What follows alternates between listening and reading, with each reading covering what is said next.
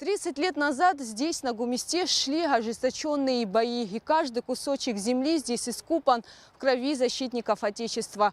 Однако сегодня эти места практически превращены в свалку.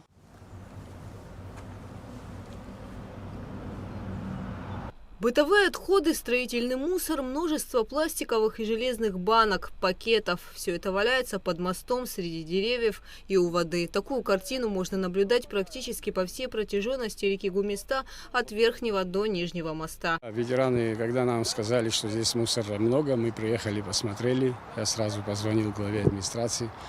Он, конечно, в курсе этих дел, занимается этим вопросом давно, но так как невозможно это просто остановить шлагбаумом или там штрафами, это не остановится.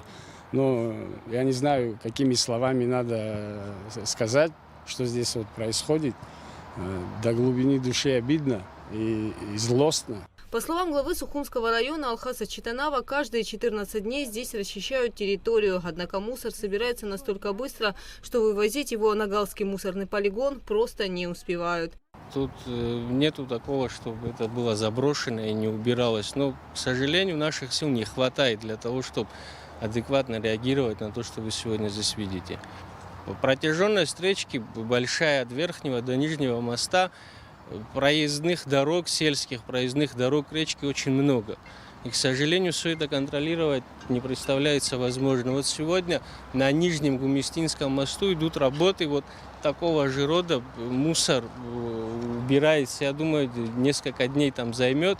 Периодически проводим такие работы, но ввиду того, что людей, которые, не гнушаясь, привозят сюда мусор на эти места и выбрасывают их много, наших сил, к сожалению, недостаточно, чтобы оперативно реагировать, потому что это все сопряжено с затратами.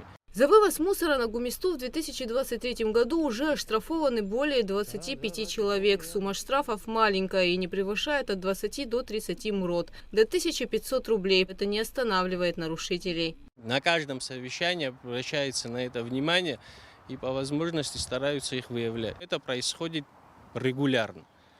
То есть вот мы можем в качестве контроля, может сегодня кто-то нас услышит и совесть заиграет, но через недели-две можно приехать и почти аналогичную ситуацию здесь наблюдать. Мы-то все равно вычислим, кто здесь бросает, и в дальнейшем тоже кто будет бросать.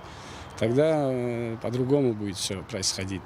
Мы опубликуем его, просто покажем народу, кто это делает у себя дома, и тем более в таком священном месте. То есть у себя дома мы все имеем, все чисто, а вот как вышли за двором, мы можем сорить, все что угодно выкидывать, не знаю. Обидно просто.